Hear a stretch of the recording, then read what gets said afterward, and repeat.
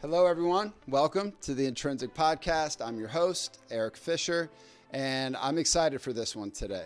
I had the privilege to sit down with Mr. Sean Huiet.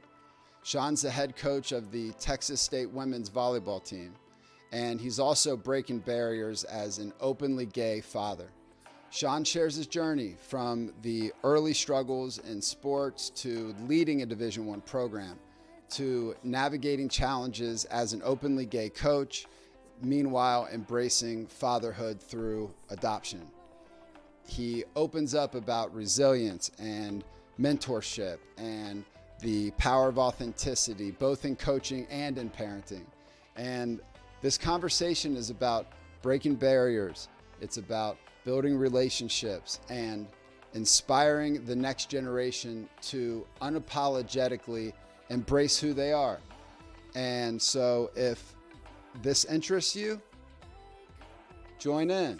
I hope you enjoy the conversation. And without further ado, Mr. Sean Huiet. Sean, welcome. How are we doing today, man? Good. How are you, sir? Thanks for having me. Yeah, of course. I'm excited to get into your story. It's going to be inspirational. So let's start it off right, man. Where are you at right now? You're a head coach of, well, go ahead into it. Let's go. Yeah. So I am the head coach here at Texas State. I just finished my 5th season. I have been here in Texas for since 2006. I was the assistant coach for 14 years, and then my boss, who had been here 40 years, retired, and I was named head coach. So just finished my 5th season. We won our conference, went to the NCAA tournament. In 5 years, we've done 2 conference championships, been to the NCAA, got the first at-large bid in school history, been to the NCAA tournament 3 times. One of the years we missed it. We were the first team out and thought we had the resume to get in, but kind of got hosed. But it is what it is, you know? So again, just enjoying my time here in Texas. Yeah, and you're the head coach of the women's volleyball team. Yes, women's volleyball.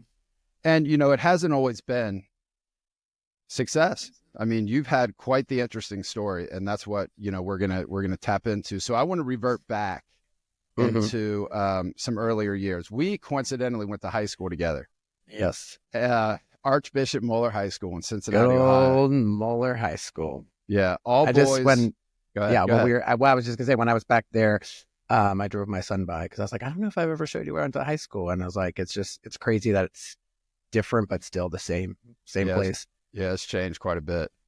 Yeah, all those donations that they're getting. Mm-hmm. So for those that don't know, that is Archbishop Moeller High School is an all boys private Catholic high school in Cincinnati, Ohio, that is known nationwide for cranking out high level collegiate and professional athletes in really all sports. I mean, people know the high school from football nationally, but we have guys in the NBA, we've got guys in the major leagues, a bunch of guys, Ken Griffey Jr., Barry Larkin, and then there's me, man, this little minor leaguer, you know. But so you know, you've had your struggles, you know, you've had your trials and you've had your triumphs, and you are one of the openly gay Division I coaches at a very high level, and you're winning and you're breaking down barriers in the process here. So I want to provide some context for the viewer and the listener to, you know, right now, currently, you're, for all intents and purposes, very successful, rightfully so, but you've had to go through quite a bit to get there. So can you take us back to your earlier days and just share a little bit about some of those trials and tribulations that you've gone through?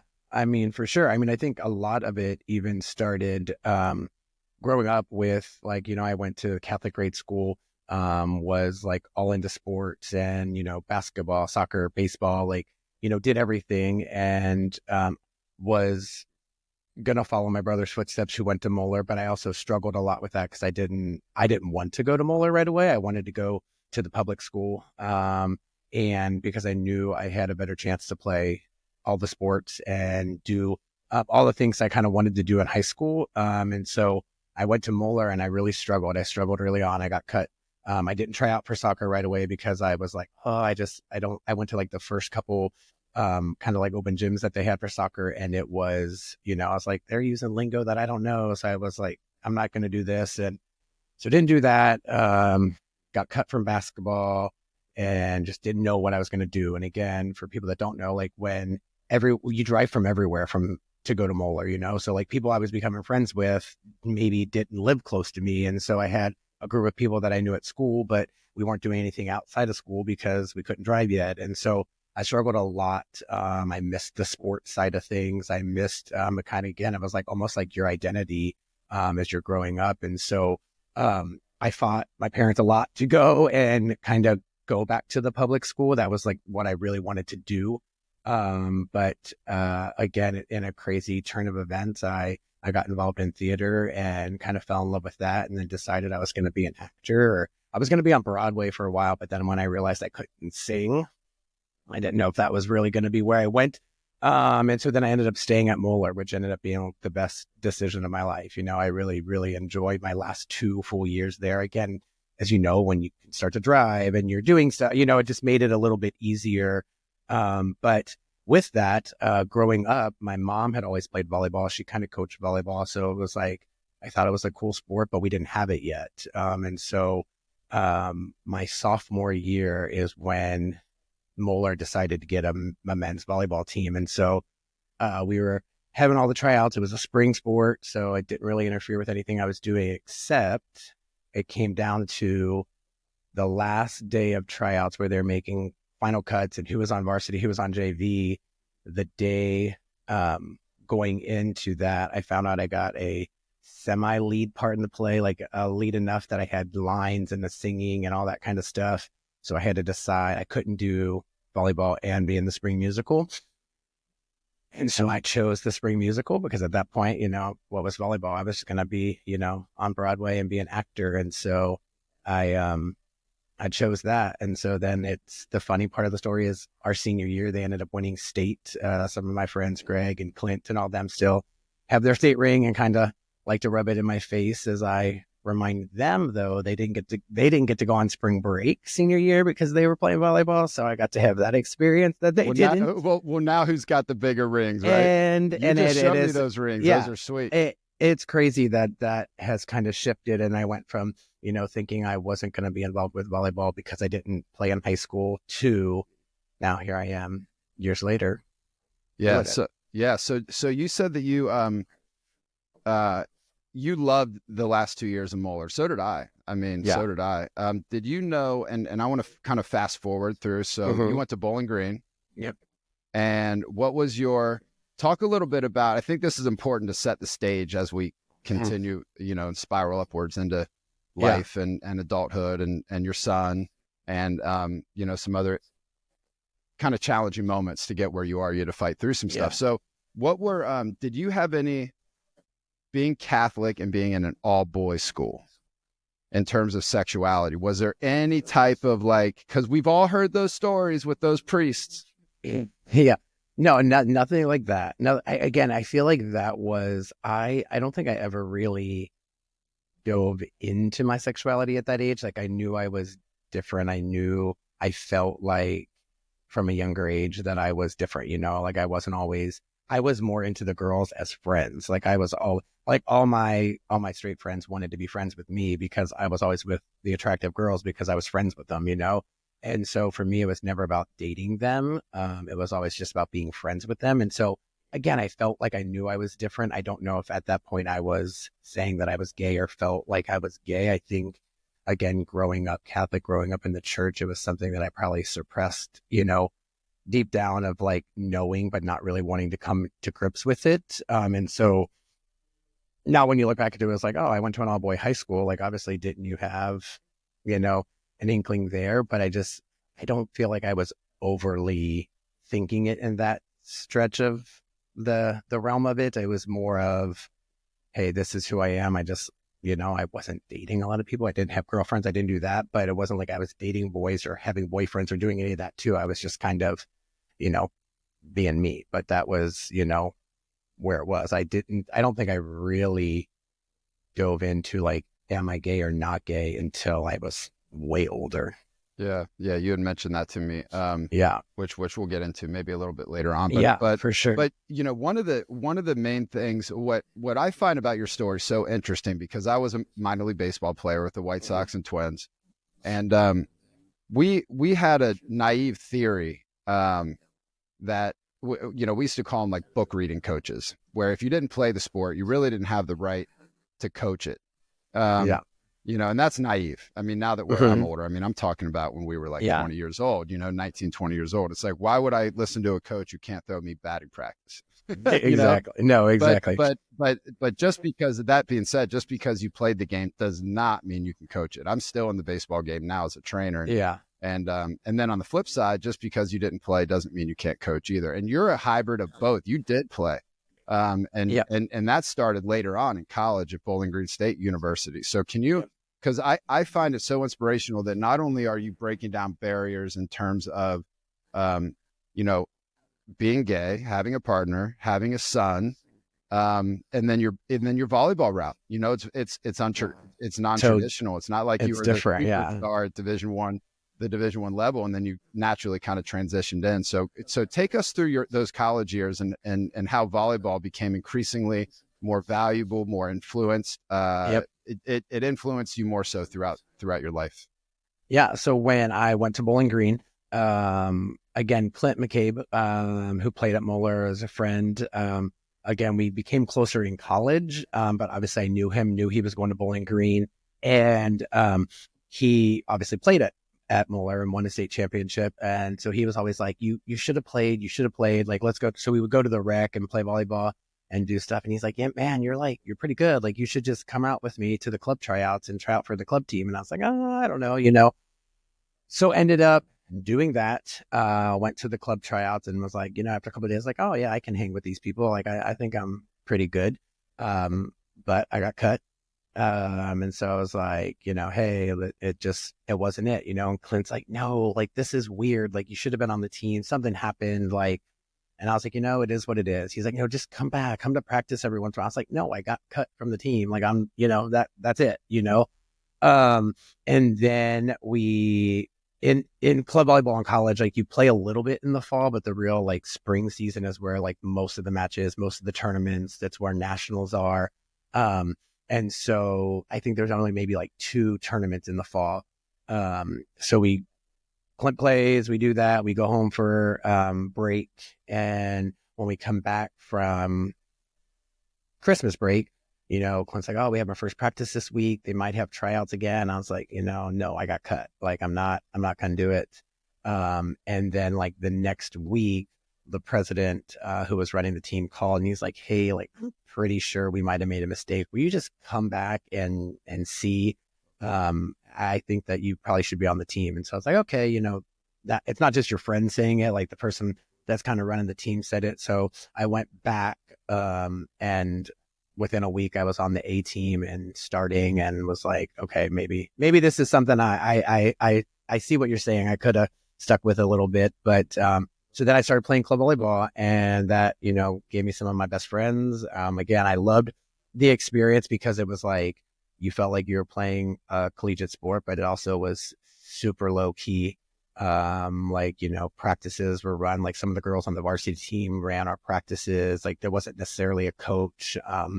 There's a lot of fun with it. It's not just go to tournaments and, all you're doing is playing volleyball. You meet other people at other schools. And again, it's kind of a little party. Nationals is a big, a fun thing. And so it was kind of like, okay, I really like this. And like, you feel like you're a college athlete, but there's also this side that you get to enjoy college and kind of get that experience. So, I started doing that. And at that point, again, like, school is not my favorite. I'm going to tell my athletes now, don't follow my lead. Like, school did not come natural to me. I had to work hard to get my grades. And so I knew I wanted to be in some sort of education. Once I realized I couldn't sing, I wasn't going to be an actor, I wasn't going to be on Broadway, I knew I wanted to do something in education. My 5th grade teacher was like one of my favorite human beings. I still talk to her to this day.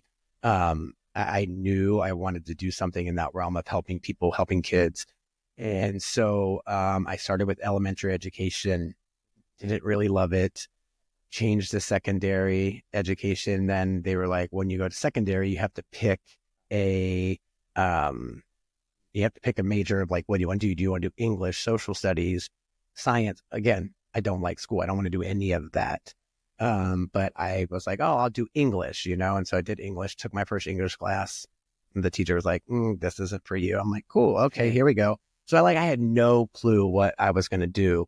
I randomly ran into the women's coach in the cafeteria, and she said hi to me, and I was like, oh, hey, love coming to the games. And she's like, you're a setter, right? And I was like, yep. And she's like, we need someone to come in and practice with us because we only have one setter this spring. Would you come in and practice? And I was like, yeah, cool. Like, sounds easy enough, get to play volleyball, got some free shoes, got some free clothes. Like, this is awesome.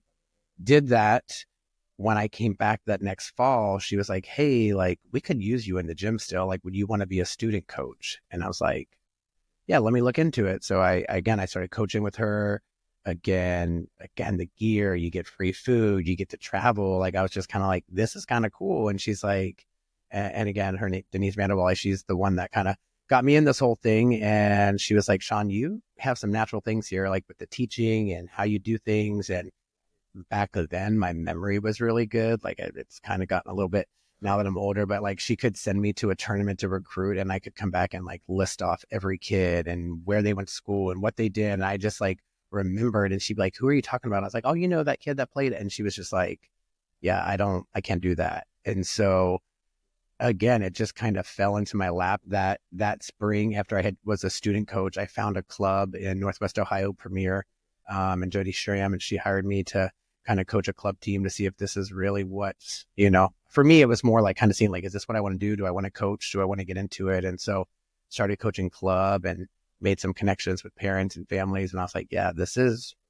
pretty awesome. And so I started that journey and, worked my way up at Bowling Green. I worked my way up from practice player to volunteer to like student volunteer to like volunteer coach. And then I had my first, I don't know if I want to do this part, even at Bowling Green. Back in the day, they only had the head coach and the assistant coach.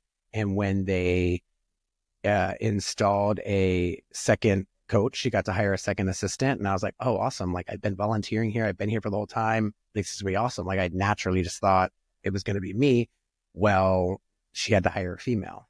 And so I was like, oh, okay, this is different. And it was kind of crazy, but I was like, here, I put all this time and everything into this program basically for free. Again, you get the gear, you get the food and all that. And again, Denise took care of me all the time, but I was like, here, I felt like I put everything into it. I'm going to be rewarded with a job. And they had to hire a female. And so that kind of was like, okay, where's this going? How's this going to work out? And so that was kind of one of the first stumbles as I was getting into the coaching field. So it was all, at this point, you're coaching all females.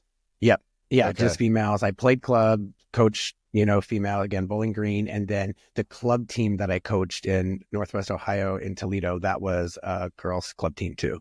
Okay. Do you feel like you had to do a lot? You had to grind through those positions, right? And incrementally, step by step, work your way. Yeah. And I was like up. I said, I was volunteering at Bowling Green. I was bartending late night in the college town, like to make money and try to be able to survive and do those things. And so that was, kind of the grind to really get into the profession. Cause like you said, I wasn't coming from a high Division I level of playing men's volleyball. Or I wasn't, again, some females can go and play and then, get into the coaching realm of it. I was going out about it a different way. Yeah. I have a question on that. Yeah.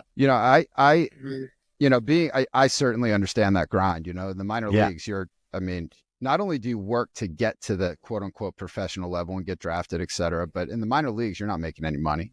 You're on these bus trips and you're grinding, right? So that's pumped in, that's instilled into our bloodstream at quite a young age. And I'm still a coach on the baseball side, and I'm seeing this new generation come up. And then I've also made a lot of movies out of LA that we've talked about post baseball. And I remember interviewing kids out of UCLA and USC to be producers' assistants. And these kids would say no to the job because they thought that because they went into a building that said Steven Spielberg on the top of it, that post college, after they graduate, they can just step on a movie set and produce a $10 million movie. Do you feel that, through your recruiting and this new generation coming up, do you feel like there's a little bit of that whole participation and you're enough and be nice to the world and the world will reciprocate back to you that niceness? Are you seeing a deflated effort level in these younger kids coming up? I wouldn't say deflated. It's definitely different. I feel like that's something that has kind of helped me be successful. Is like I told you, I am not it's my way or the highway. I'm not overly egotistical, which early on I thought that was holding me back some because I wasn't just overbearing with some of the things or going after every job. Like, oh, I can get that job. Oh, I can get that job. Like, I didn't have that ego to me. It was just kind of, this is who I am. This is what I do. But so I feel like I can adjust a little bit easier. I kind of like have changed some things. Like, again, my old boss, she'd been here for 40 years. She wasn't changing much. Like, she was old school. You did it this way. And so that kind of, you started to see that shift as the new generations were coming in. For me, it's been you have to be able to adjust, but you also can still be true to who you are. Like, we still work hard. We still do things. I think kids these days, you don't have as many, you still have some, but you don't have as many that just, you just go into work every day because that's what you're supposed to do. It's almost like they need to understand why we're doing this, right? Like, why am I working so hard? Why am I doing all this? Because it's going to pay off next fall when we win a championship, so kind of explaining that. I think I talk a lot with Declan's probably screwed with, some of the things I do with him, because again, it's like, you have to let kids fail. You have to let them feel that. I feel like even as a dad, like, I'll sometimes be like, oh God, why am I doing this? Let him do it. Like, but I feel like it's so weird. I have said this to my brother so many times too. It's like, we weren't raised that way. Like, our mom was a single mom for a while and like left us home alone. And we, fended for ourselves at times, and we would walk the neighborhood and do all that stuff. And now I'm like, I'm nervous for Declan to walk to the end of the street. And I'm like, why is that? Like, and so some of that has shifted, but I mean, kids still work hard. Kids still grind it out. There are some where it's like, again, for me, I feel like they need to understand the why, and you have to be very, very upfront, honest about roles. And again, like, here we are, we're a sport that can carry up to 18 to 20 kids, but only 6 and 7 are on the court, and so I think one of the reasons I've also stayed in volleyball for so long is, for me, I do it for the relationship side of things. And, again, the alumni, the people that I've coached, like, again, this weekend I went recruiting in Houston and stayed at a former player's house and hung out with her family and her kids. Like, that's what I do it for. It's not just always the X's and O's and the competitive side, even though I am uber competitive. Like, our kids know we want to win a championship every year. And so, yes, it is different, and you see it a little bit, but I think you have to be willing to adapt in some ways. But also, there's some things that are like non-negotiables. Like, like, we can't promise you playing time. We can't promise you that, we're going to win 30 matches every year. We got to work at it, And so I think a struggle with that too is like social media, like, you can throw up an Instagram pic and in 10 minutes you have 1,000 likes. Like, that's not what it's like in the gym. Like, you don't just get to show up and expect that you're going to be perfect this day. You're going to have to fail. You're going to have to work through some things. And so that instant gratification isn't there, which I feel like they see a lot on social media. But we try to be honest about that. We try to, kind of, we say all the time too, like, we're humans. Like, I'm a human being. Like, yeah, you know what? You probably could have played more the other game, or we probably could have done something a little different this match, but we're also human, right? Like, and so there's human error that comes with that too. But I feel like if you don't show them the human side, if you don't show them the side that, you are vulnerable, you are, a person that they just like them, right? Like, again, there's times like, I'm like, why the hell did you do that? And they're like, well, and I was like, oh, okay, that makes sense, and I feel like you can't be as old school, if you will. Like, I think the people that are, not able to adjust a little bit, are kind of falling off. But yeah, that's that fixed mindset versus growth mindset, you know, and I do think that, that because there is a fracture in our society right now in terms of, let's just keep it narrow in the world of work ethic, those that do work hard surface much easier, I feel like, as well. You know, they have the ability to shine a little bit easier nowadays, provided they do have that grind mentality. You also had to grind in your personal life too to get here. So can you share a little bit? I love your story about how you adopted your son as a father. You were in the Atlanta, Georgia airport. Yeah. Tell that and story. My friend, that's a good one. So I have a friend that owns an adoption agency, and we had always talked about it. Like, and at that point, I still wasn't out. You know, like I still wasn't out. I feel like I had some really good friends that probably knew, or felt like they knew. And so I had actually come out to her and her twin sister. Like, they both do social work. They both are, you know, advocates for gay people and for people that are, you know, less fortunate. And so I felt super comfortable with that. And so we always talked, like, again, like that was something, being a father, being a dad was something that I think that's what probably I struggled the most with coming out, is I didn't know. Again, the way I was raised was, it's a mom, a dad, you get married in the church, you have babies, you know, like that. And it wasn't like, how can a guy that doesn't want to get married to a female have babies, or how can two guys have babies, you know? And so when you don't see that growing up, or you're not around that, or know, like it's this, you know, feeling of, oh, this can't happen. And so she called and she had the situation, and I was like, oh, cool. Like, yeah, this, again, I joke with her to this day, because at one point I said to her, like, am I ready? Like, are you ready? And she's like, who is anyone ever ready to have kids? Like, you just do it, you know, like, yeah. But you weren't, were you at the division? Were you the head coach yet? Okay. I wasn't the head coach. I was the assistant coach. I was making way less money. Like, there was way less. I was single. Again, I have a really good core group of friends and people here, like that. I have a second family that I have met through a club here. And like, whenever I didn't go home to Ohio, I would go to their families, holidays and stuff like that. And so I knew I had support here, but I don't have my immediate family. Like, you know, I'm the only one from my family that moved away. And so some of that came into play. At that point, again, I was living in a free apartment from the university because I wasn't making a ton of money. I was like, okay, if I'm going to do this, I'm going to have to buy a house. I'm going to have to, you know, kind of figure out, I'm going to grow up pretty quick. Well, you have a new level of responsibility. Yeah. You know? For sure. And I mean, a lot of people that, say, no, go ahead. No, I was just going to say, part of that too was I was still dealing with my sexuality. I was still dealing with, you know, am I gay? Am I coming out? Not am I gay? I feel like at that point I knew, but I just was trying to figure out how it was going to come out.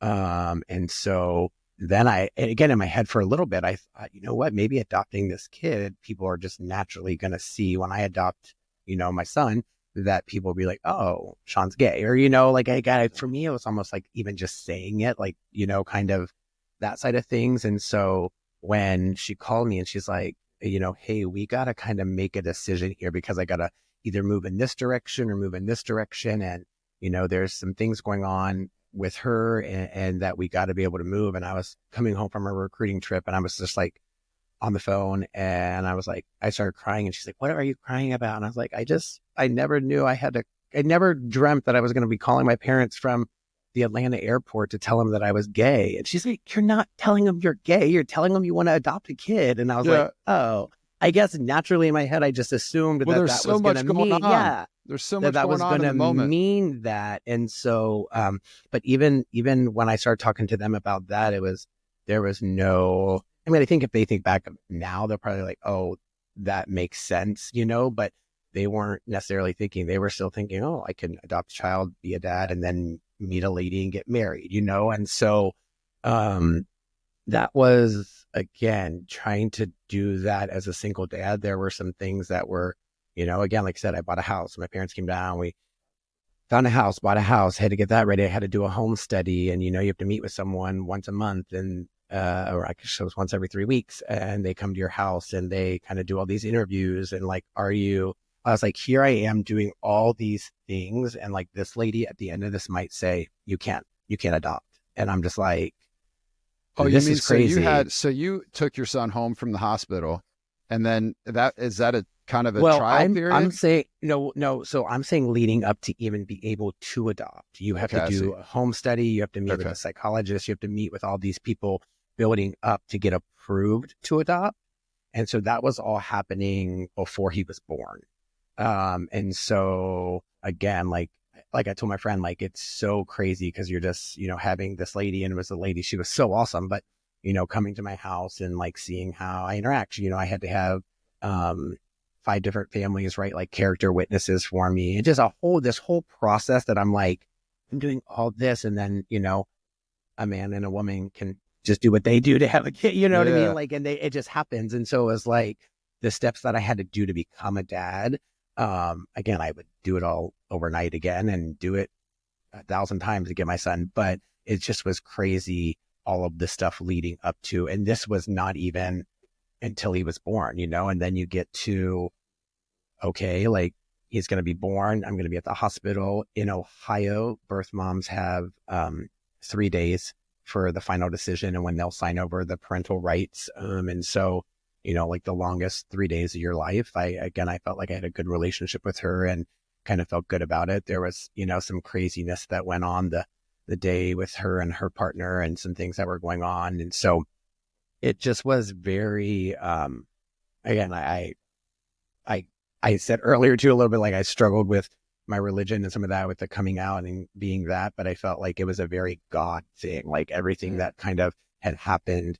And I was like, wait, is this not going to happen? Because again, you can do everything up into that step, and then you're at the hospital and the baby's born and the mom doesn't have to sign, and they can go home and you go back to like your normal life, which again would be so crazy to think of me leaving that hospital without him. But it was that story again. We could have another 3-hour podcast and tell you more, but no, it was one of those things that I was like, and again, I think the agency, my friend's agency, did a really good job of preparing me for it all. Again, it's hard to hear some of the stuff and hear some of the stories, but it's like I wanted to be the most prepared I could be. I wanted to be, and again, thinking back, like it was like, God, the first time I held him, it was like so surreal, but it also like, I don't really feel like I let my heart go until that paper was signed and we were walking out of there, and like, that he's yours. And so that situation was definitely, something where it was crazy because you're just like, wait, here it is. Like, I'm holding this baby. This is good. I'm back the next day. You're holding this baby. You're loving on it. And then it's like that third day, like, am I going home with this baby or is she choosing to keep him? And so, it was crazy. But then even coming back, like I came back to Texas, and like I said, the home study, that's all leading up, but then you have to do like 6 visits after until he's 6 months old, where they come and they check on him, which again, I understand like the legalities of all that. But again, it's just like something that I don't think a lot of people know, people that are adopting, or again, as a gay male, like I didn't just get to get someone pregnant and have a baby, like there's like steps to it. As a gay single male. And I think that's really encouraging for other folks out there that are in your exact shoes, let's just say, right? I mean, they're gay, they're single, and they want a child. They're great people. It's the outside people, those fixed mindset, naive people who are saying, shaking that finger, saying, well, it's not in the Bible like this, so therefore you're wrong. I mean, I think that's really encouraging. When you were, let's just touch on this for a minute, because I'm curious here. When you were going through that process, did you, being single, was the decision to allow you to officially adopt your son predicated on anything to do with your sexuality, or did that ever come up, or relationship? No. Are you going to get married in the future, or any of that? Yeah, no, like I talked to the birth mom about it, and I was like, obviously my plan was not to be single my whole life. I just haven't met the right person. But not with the company. Again, when I even said that to my friend, that owns the adoption agency, I was like, hey, like, she's like, they just want to know that you have a loving home, you make enough money, and you can support child. Like that is, bar none what they're looking for. And so I was like, okay, that makes sense. But like you say, it has been eye-opening for me to go through that process. And then I've also kind of tried to use that, and I've been an advocate for other people, because again, there are as you get older, like, I don't know if I would have done this at 45. I don't know, like right now, like I could adopt a newborn, or if I want to, or if you get 50. And so you have people that, as they're looking into it, like you say, they're not ready to settle down. They're not there, but maybe they want a child and they know that's what they want. And so I've done a lot of, through some, there's like gays with kids, and I've done some podcasts there. I've done some mentorship with people that just have so many questions that they don't understand the process, or they even know that they can do it, like, hey, like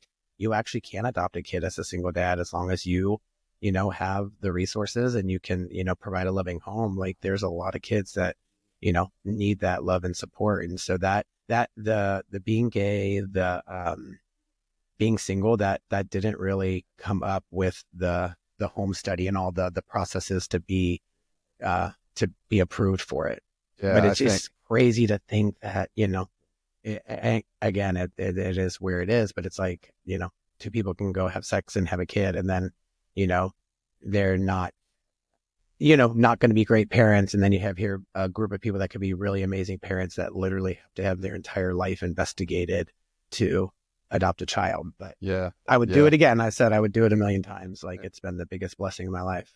Yeah, I think that should be really encouraging for other males who, want to take a similar and even route, if they're not gay, like, you're not going to be gay, but like, if people want to be a dad, and maybe they don't want to be in a relationship, or maybe they, marriage isn't for them, but they want to have kids. Like, I think that is something that is, something that needs to be explored, because there are so many avenues to helping raise kids and give kids the foundation that they need. Again, and even with his mom, like I tell her all the time, like the strength that she had to be able to give her son something that she knew she couldn't provide. I mean, that is bar none one of the most selfless things I've ever seen, and so it's her story through it all, and kind of our connection now. And it's just been a really cool experience to learn all about that, but also, like you say, kind of pave the way for other people to know that is something they can do. Yeah. Yeah. And I think that, it's interesting, the sexuality and the racial piece, right? It's like people walk around, the more you talk about it, the more it becomes a real thing, and a more of a, like a divisive sort of, it's tactical, which is finite and temporary. You may win the conversation, you may win the fight, but you lose the war. It's like, just see people the way they are. It's people are interesting. I think people are starting to come around a little bit more, I'm hoping. But anyway, let's leave that behind, man. So you've got your son, you're the assistant coach, you fell in love with your partner, and now your son's what, 9? 9. He just turned 9 this December. Okay, now you're the head coach. You're the man in charge. So did you and again, you're breaking down these barriers. I mean, I did a quick little search, and there's Kirk Walker, there's Billy Chambers, there's the female soccer coach as well, the Olympic team who came out. When you were going through the process to become the head coach, you're in Texas too. So were there any barriers of entry into that because of your father, single father who's gay, or anything like that? I know that your school really is behind you. I mean, Texas State has been so awesome for me. Go again, Coach Chisholm. And when I went and talked to her about adopting, and knew like, hey, things are going to be crazy, I'm a single dad. Like this is, I want to know how you did that with a little baby too. Like, were you having babysitters all the time? But the cool part about her, because even then I was like, there's daycare was so freaking expensive. There's all this stuff. And so I had one, she was so awesome. I brought him to work a lot, especially when he was little. Like she let me just put him in my chest and bring him to work. Like I didn't have to worry about daycare for the first, 6 months, 8 months. She let me kind of bring him, which was cool. He went on a ton of road trips with us, which was, so awesome. But then I had one of my former players' moms was like my earth angel, Denise Shibasak, is literally a saint. And she called me one day and she was like, I know you were talking about daycare. My husband wants me to go back to work, but I don't really want to go back to work. Like, what if we come up with some sort of plan where like I could be Declan's nanny? And I was like, oh my gosh, like it literally was the best thing ever. Like again, as she took care of him, like she would, then her daughter ended up, she wasn't going to play her senior year because of a back injury, but she ended up coming back and playing her senior year. So then they traveled with road trips with us so I could take him. When we went on trips that they weren't going on, he could stay at their house. And so I just had a really good, again, my good friends, Joey and Courtney, they helped me so much. They have a son that is 2 months younger or older than Declan. And so their family has helped me out so much. So I had this good support system that I didn't have to go bankrupt with babysitters and daycares and things like that. Coach Chisholm was so awesome. Tracy, who I worked with, the other assistant, like he was allowed in the office and he was here all the time. And so it made that transition not easy, but it made it very, very doable with the support that I had from Texas State. So that was huge in the early goings of being a single dad.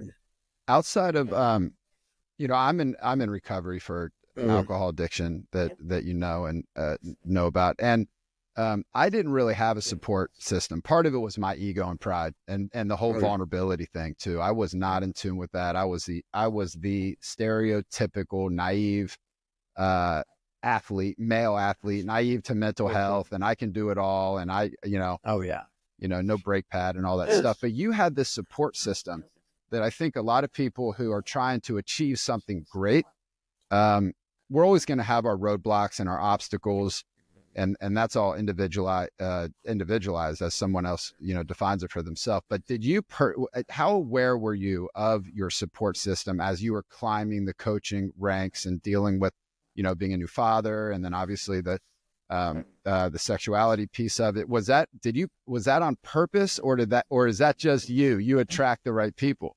Yeah, I don't know. I mean, again, like I said, I do this for the relationship side of things. And so I always try to connect with people on a deeper level. And, again, I coached club for a long time. Even down here when I was the assistant, I coached at a club team because I met so many people through the club, and so just the connection side of things, I think that's what, again, kept me here for so long. Because again, it's not natural to stay at a job as the assistant coach for 14 years. People are moving around.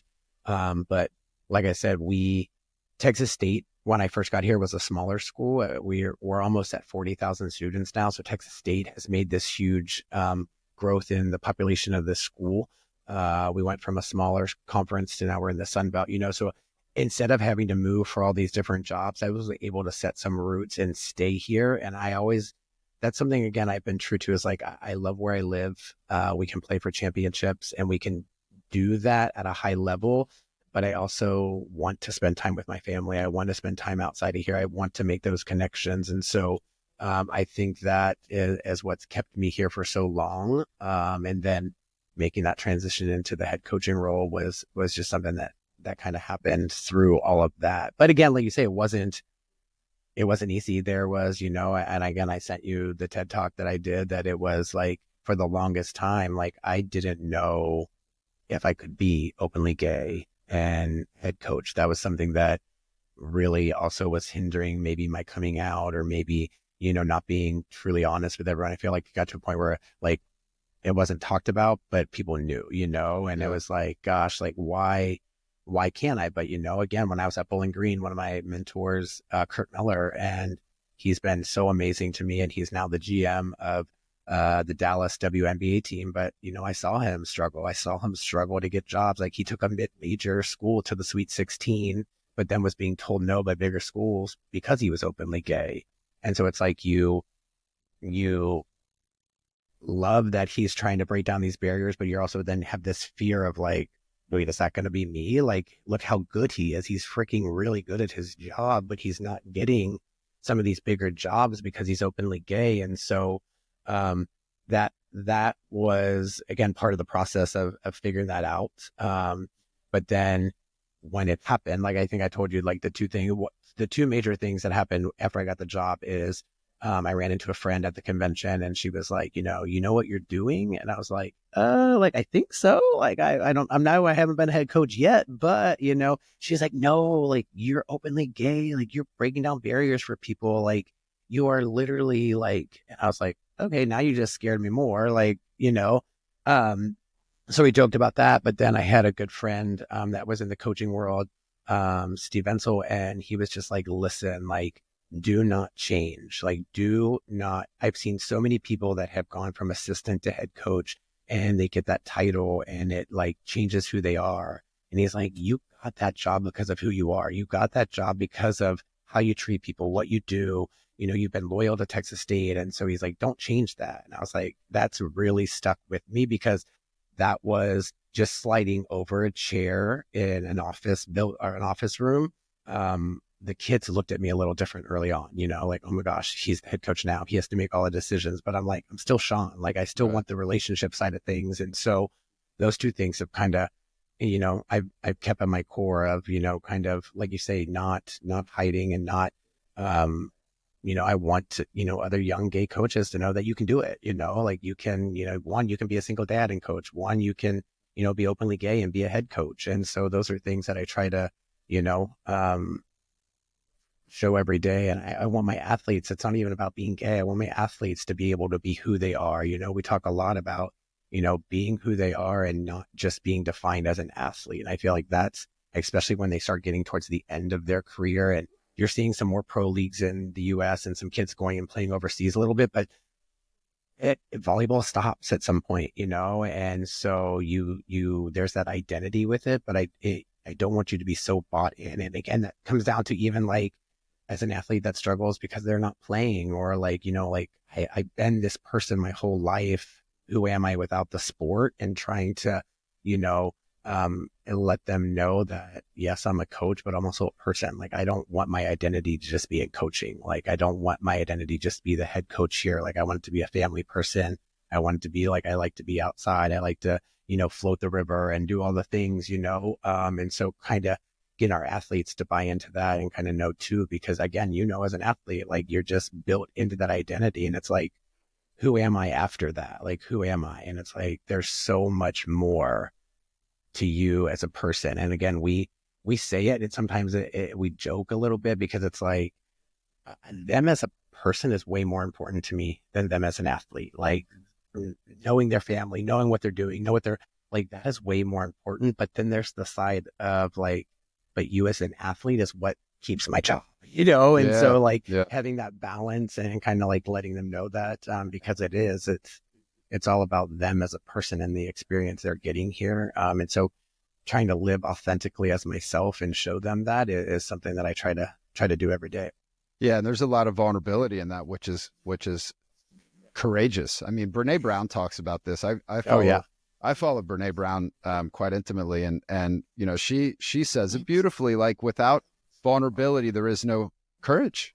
Yeah, like we all think we're courageous, but man, are you willing to strip yourself down and show some vulnerability? And interestingly, I had to show for the first time that I feel like I really leaned into the whole vulnerability pieces when I was in inpatient rehab and started to really change my life around, surrounding myself with these fellow brokenness, and I think that it's interesting as well that you talk about the identity, the authenticity, which is a popularized keyword now, and I hope it doesn't lose its value, because it's very true. Because I was defined by the game, and that transition from being defined by the sport to now it's over, and I'm, in my case, I was 27, but most folks are younger, out of college, so call it 22, 23, and I coach a lot of folks in that group right there. Because they're defined by the game and now they have to enter life. And so now you have to hold yourself, they don't have their coach or their teacher to hold them accountable or responsible. They're kind of on their own now. And you do have that moment of, what do I do now? How did you find the courage how did you come out to your own school? How did they find out? That again, I think I told you that I struggled so much with it. Like once I came to grips with, who I was and who I was, they were awesome. Like, it was like, again, a couple were like, oh, we always wondered, like, you had a girlfriend here, you dated, then you didn't, for me, I felt like it was a little bit easier once I moved away from my family and my close friends back home, just because it was like, I felt like I could do things here. Like, again, like, I don't think I ever would have gone on dates, like back home with a guy or done something like that, And so when I moved here, it allowed me to kind of just be kind of free and kind of explore that side of what I always wondered or thought. And then when I came out, and again, I was in this phase of like, oh, when I meet somebody. Once I realized, and then I was like, oh, when I meet somebody, like, oh, when I have a boyfriend, like and then I was like, no, just be who you are, like, and then I met Brian, and I joke, I was like, hey, like, this is going to be a little different. I just want to let you know, like, hey, I have a son. And he was like, oh, well, cool, I have 3. And so I was like, oh, okay. So he had kind of known that. And so I don't know. This is what I sent to so many people, and to a lot of people was, again, people here, I felt like a little bit easier because I had been around them and kind of started to show, like, I wasn't really dating girls when I was here. I kind of feel like there was more of a, this is who I am.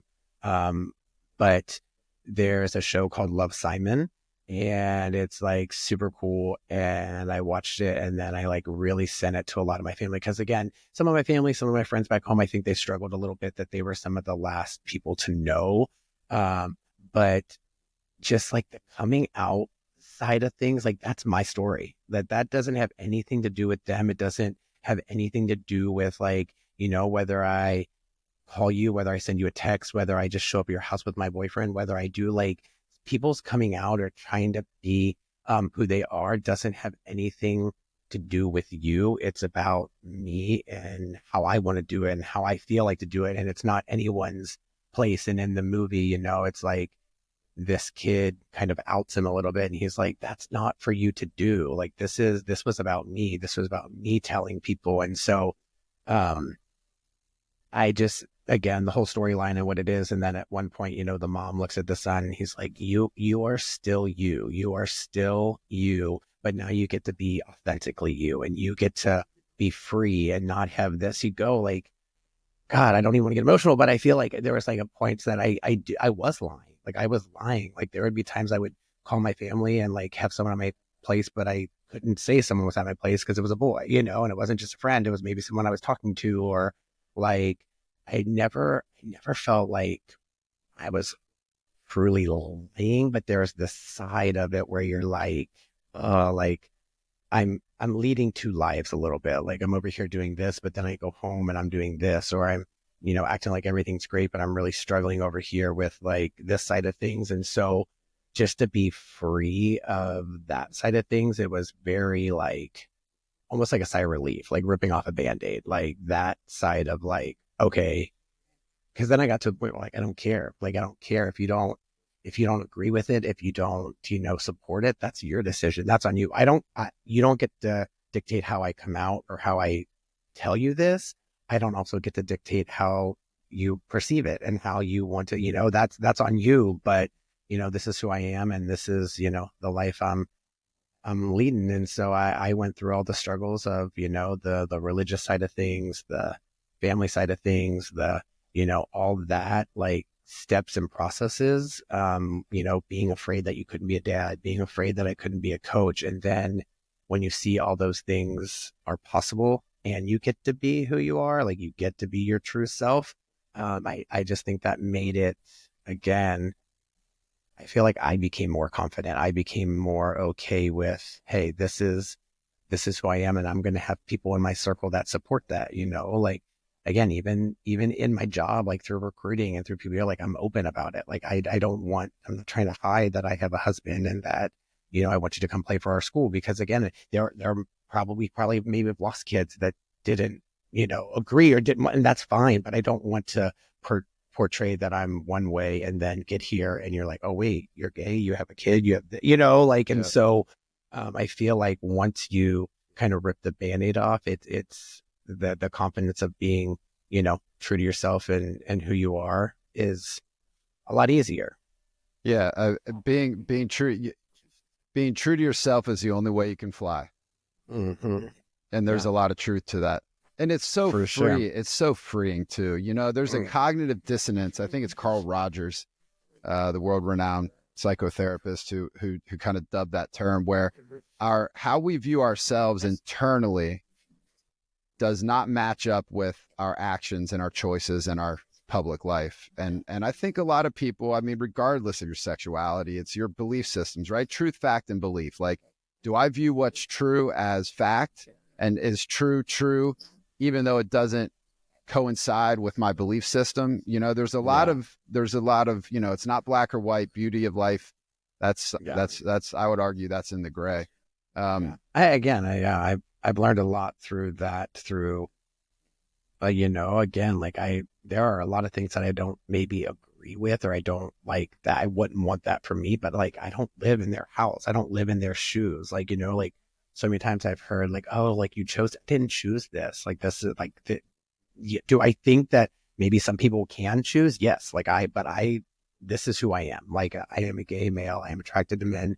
And so like, I try not to judge others, and, you know, like, hey, like I don't live in their shoes. I don't live in their house. And so it might be something that I don't agree with, or I'm not like understand, but it's like not for me to understand, because it's not me, you know? And I feel like I've learned a lot through that, which again, I think, is helping me raise a Black son, you know? And again, there's a lot of things that I, as a white male, don't understand. There's a lot of things as a white male that I know that I can't prepare him for. And so again, I reach out to my Black friends. I reach out to, you know, Black colleagues here at work, you know, and say like, I need help with this, because I don't want to raise a Black man with my white views and how I was raised. Again, how he has to act, some things is different than I do. And so, you know, I think, like you say, being vulnerable, and kind of knowing like, this is where we're at.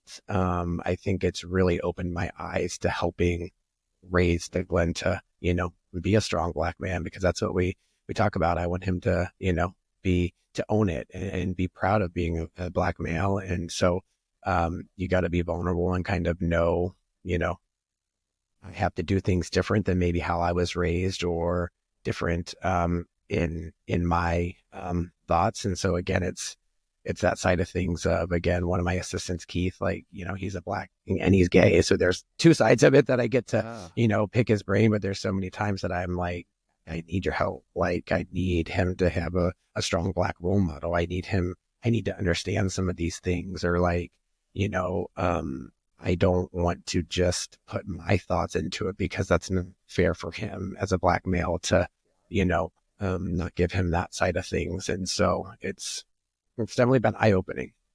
Yeah. You know, my eyes started opening up when I got into minor league baseball. You know, we're both from Cincinnati. We were, you know, we went to the same high school, same year, 98 grads, and that middle America. You know, I get into the minor leagues, and now I'm the minority as a white male, because large in part because I'm playing with guys from the Dominican and Puerto Rico and all over Latin America, Mexico, etc. So boom, my eyes opened up, where it's not just about white German Catholics, you know, Catholic, yeah. And then my eyes opened up. So when I started going back to Cincinnati in my off season, I felt myself not having as much in common with our old high school buddies, because they were talking about the same old stuff.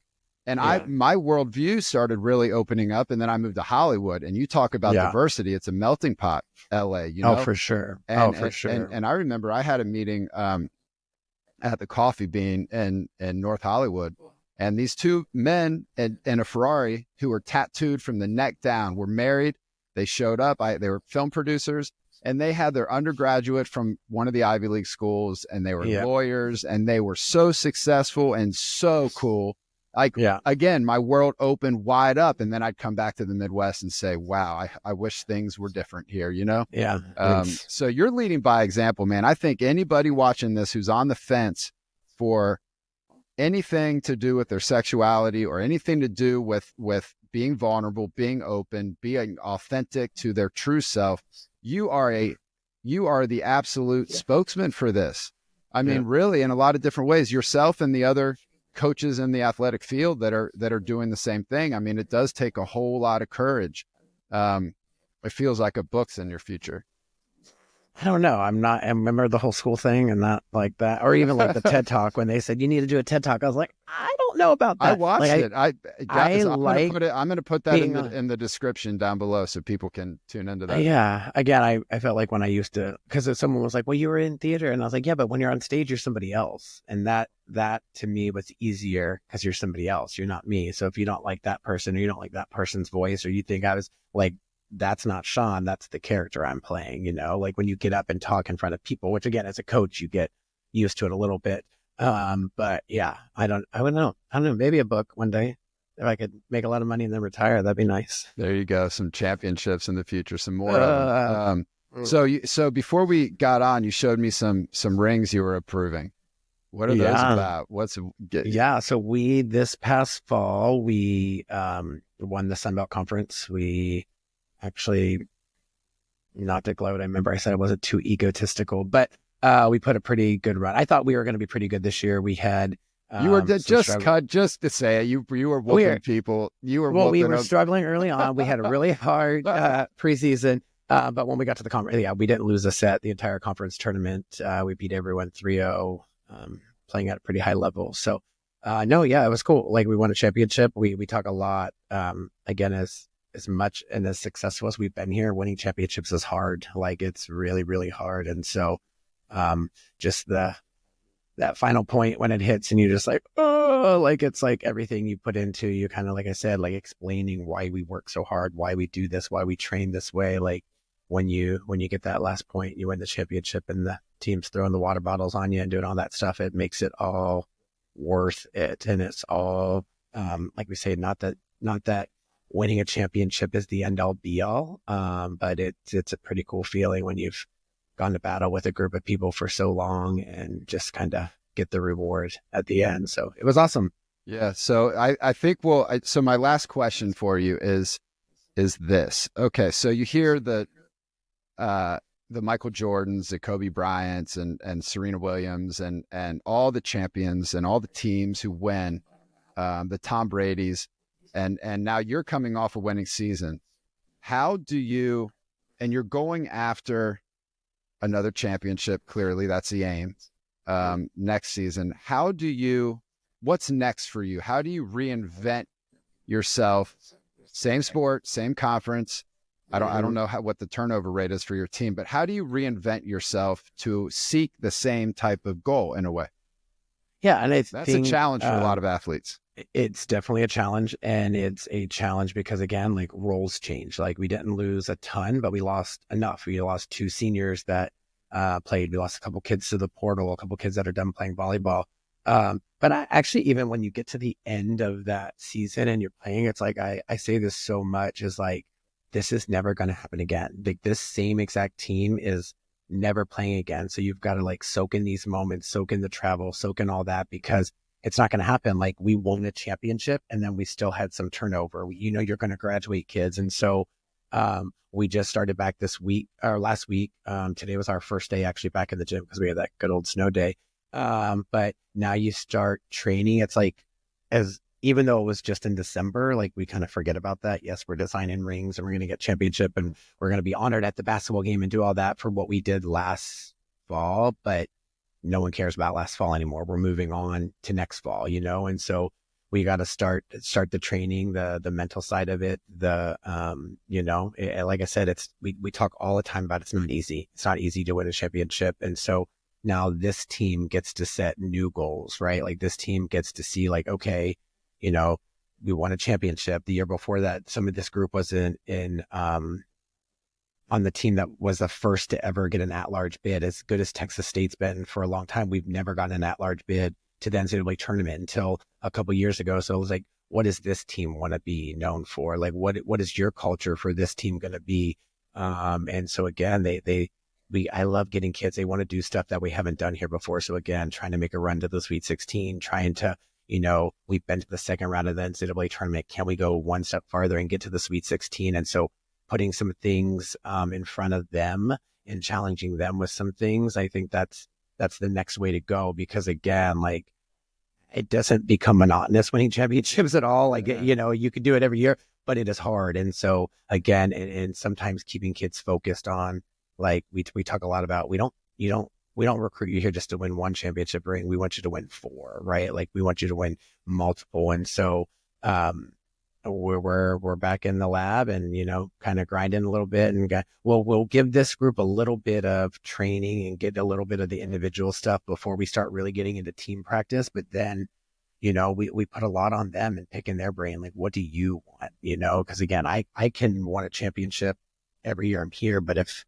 y'all aren't on board with that, if you guys are just okay with being average, if you're just okay with, hey, let's, be in the top 5, then it's going to be a harder grind. And so kind of putting it back on their court of like, what do they want out of this? What do you guys want to do as a team? And then start getting ready. But yeah, we're starting to build to that, 2025 season. We're going on a Europe trip this summer. We are putting a pretty challenging schedule together for them next fall because we know we could be pretty good. And so kind of keeping them in check with some of that stuff so they know how we think they're going to be. We know how good we can be.